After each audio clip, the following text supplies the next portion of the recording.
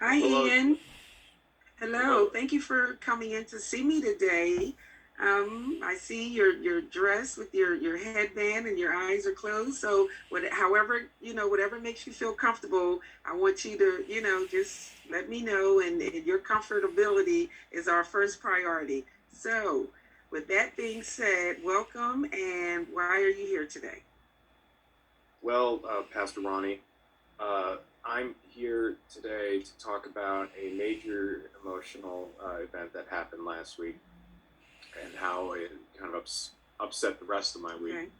Uh, my nephew, uh, let's just call him Quinn, was born to my Mm-hmm. brother and his wife, and it was a very emotional time because they had been trying for a long time and had gone through many different types of procedures, and they finally got to it.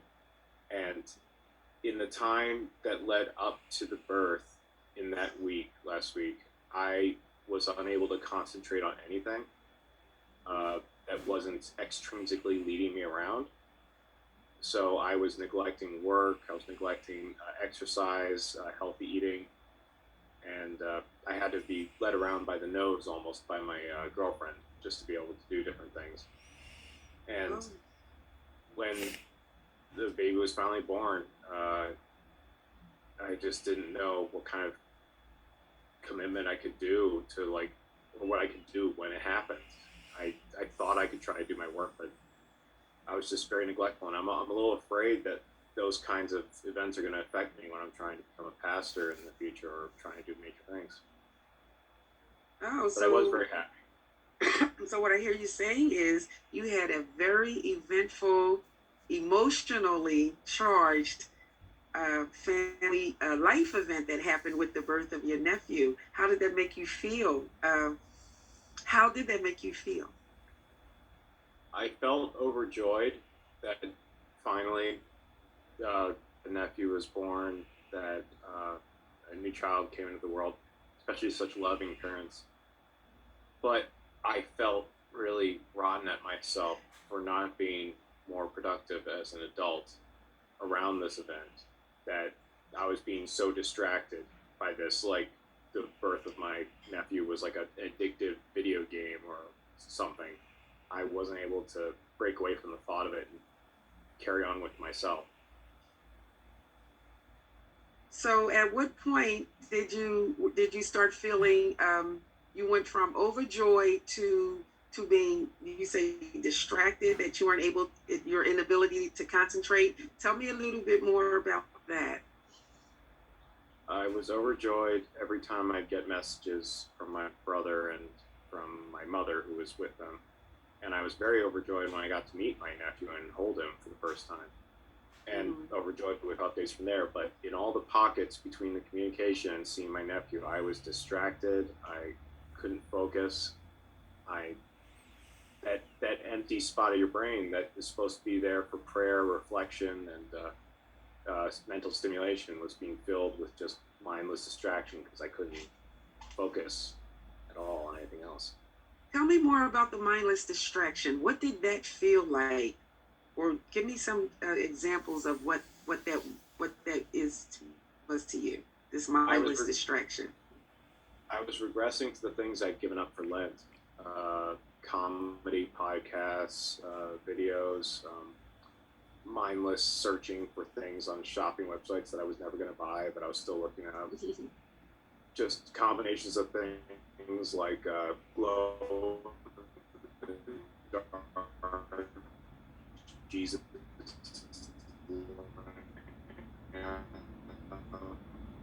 I just couldn't think of anything else. These are things I gave up for Lent to try to make myself more at one. But now that Lent's over, it was like carte blanche to just do the cybernetic equivalent of a Baccalaurean festival. Tell me more about that. I have no idea what that is. It sounds interesting. It's a Greek, mythical Greek time where the worshippers of Dionysus, god of wine, would engage in all out debauchery and drunkenness to honor the God. And it was almost like that sort of thing was happening in my head with these distractions, that I was just throwing them one after the other. Awful food, one after the other. Sitting around, one after the other. And even this morning, it was hard for me to get started before noon. I think it's what I'm hearing is I'm hearing you make this wonderful connection between this Greek festival and the actions that you were engaged in during this period of distraction. So my question is, um, where do you go? How were you able to maintain balance after that, or were you able to maintain balance at all? After how were you able to get back on track? I just acknowledging every day whether or not I was able to make it.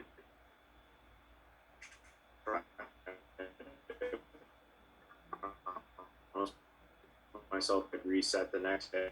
So what do you feel that you lost throughout that process, or that period of distraction and being unfocused? What do you feel that you lost? I felt I lost an opportunity, first of all, to try to find a work-life balance. I lost an opportunity to extend the disciplines that I learned during Lent, and I felt that I had lost the ability to work as in what is going to be a ministerial context with major life events happening around me. Oh, wow. Well, I'm glad to hear that you were able to find that balance back and get back on track.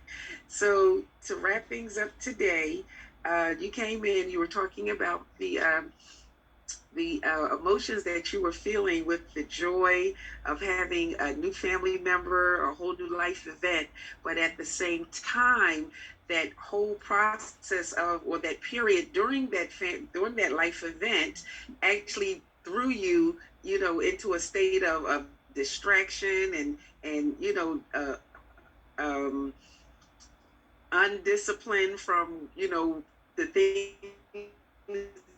that you were doing through the Lenten reflection and through inner prayer and associating those activities with the Greek festival that you mentioned. And I just thought that was wonderful how you were able to make that connection. I am glad to know that you were able to find the balance again and get back on track. So I thank you for sharing all that you've shared today, and I look forward to our next session. Is there anything else you want to add before we close? All